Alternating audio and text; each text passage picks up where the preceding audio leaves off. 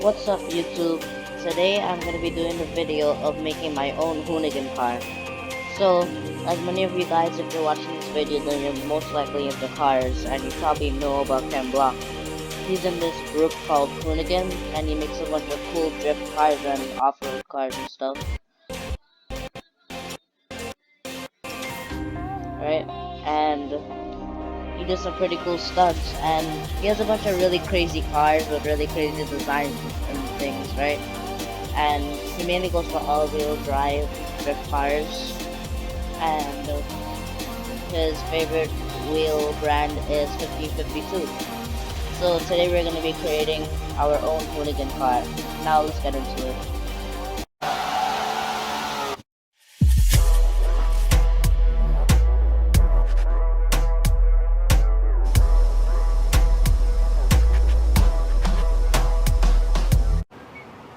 And we are in.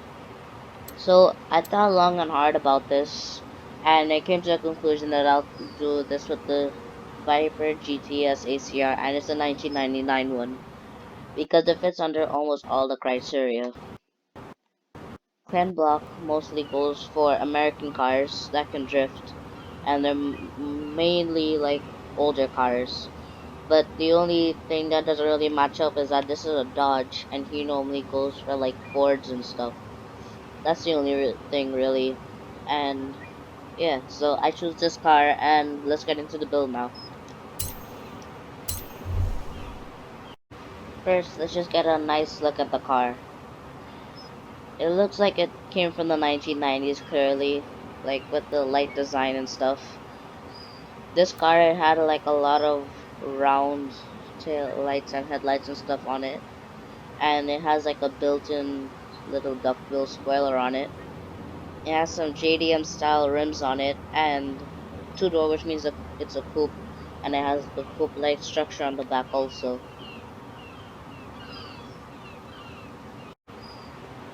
So right off the bat, this car has 460 horsepower, 500 foot-pounds of torque, and it weighs 3,400 pounds. That's pretty heavy, but then at the same time it has a very big engine, and it's a muscle car. So it kind of makes sense.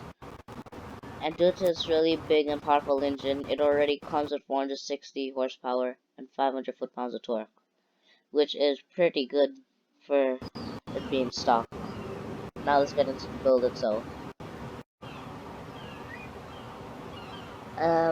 As you can see, there is no available engine swaps, so we'll just have to go straight into an all-wheel drive swap.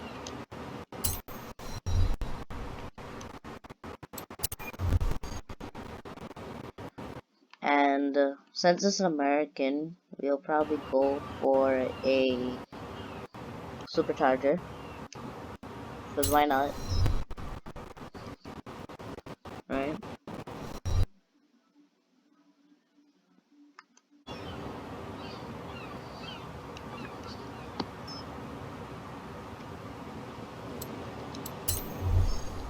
Alright, and after the all-wheel drive swap, we'll probably get, like, I wouldn't go maximum offset with the front, but actually I think we probably should, because we're going to be pushing a lot of horsepower, so we need as much traction as we can get.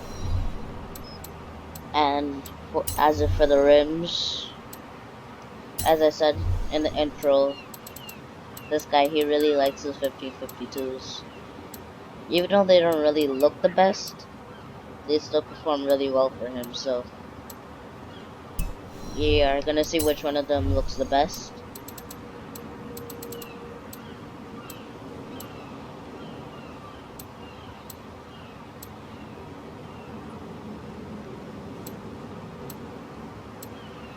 I think we'll probably go with these.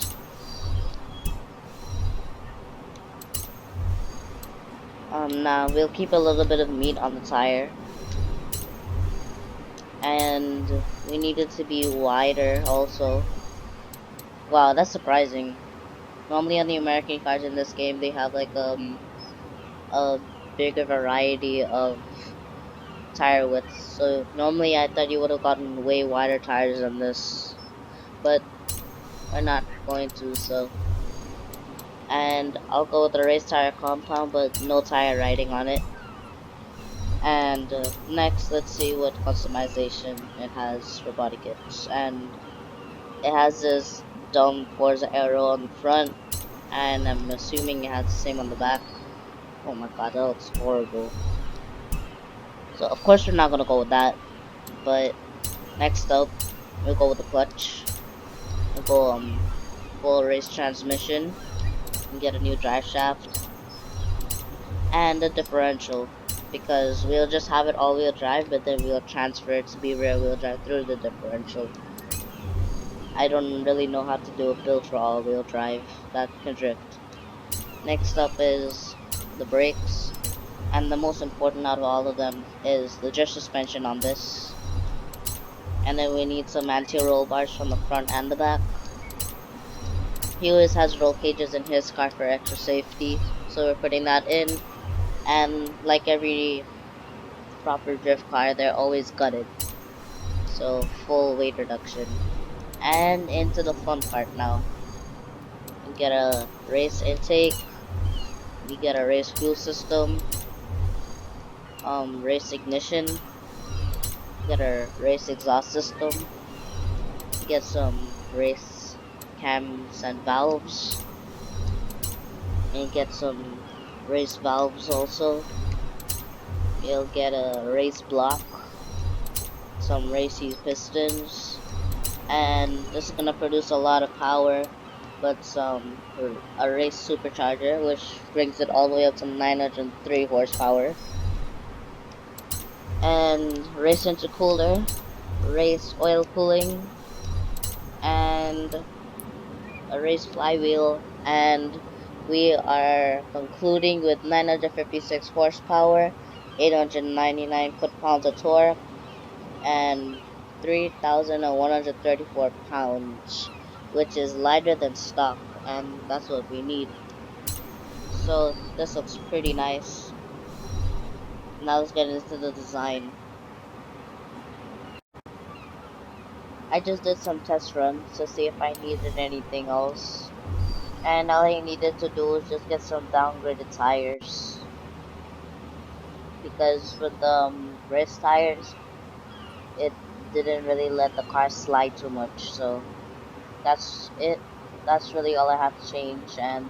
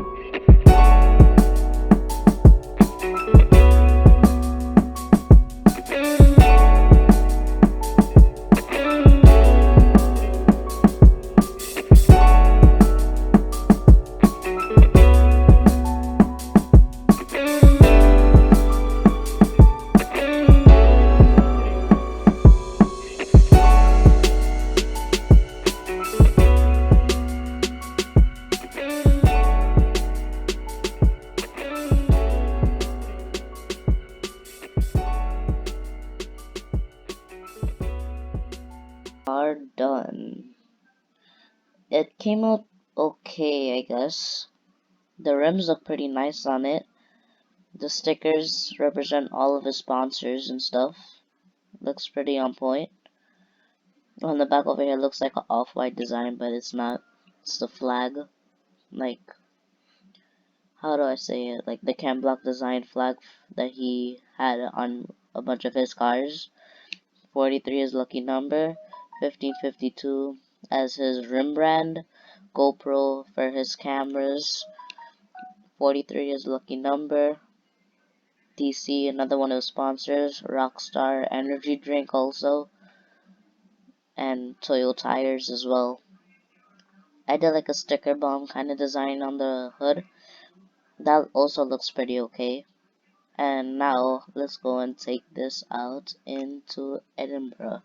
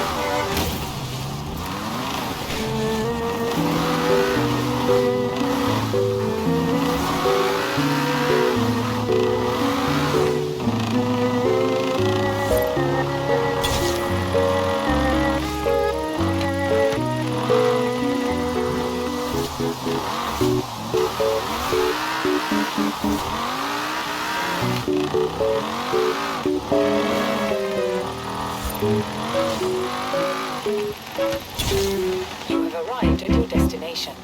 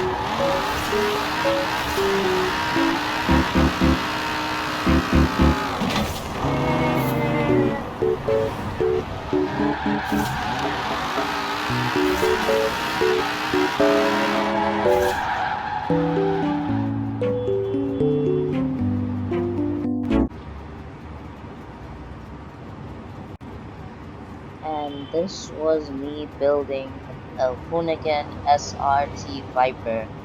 Hope you enjoyed the video. Make sure to like and subscribe, and drop a comment if you think I should do anything differently in the next video.